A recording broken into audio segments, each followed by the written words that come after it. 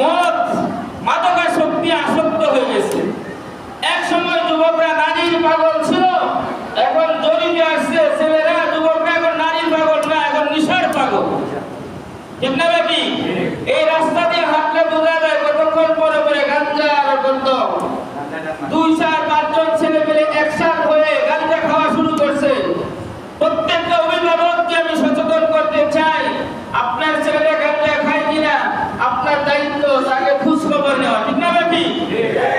মাঝে মধ্যে আমাদের এই বিল্ডিং এর আশপাশের মধ্যে দিয়ে গাঞ্জার গন্ধ আসে।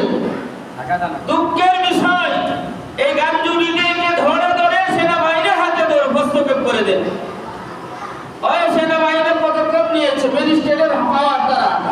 এই গাঞ্জুরিদেরকে বোঝার আগে, এই গাঞ্জুরিরা গাঞ্জা থেকে নেশা থেকে বিরত না থাকে, তাহলে আফসে ওদেরকে ধরে সেনাবাহিনীর হাতে ধরে দেন, তাহলে সমাজ পরিবর্তন হয়ে যাবে।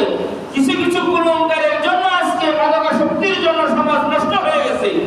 এখন রাস্তা গাড়ি হাঁটা যায় না, গাজার গদ ধন্দের চালা।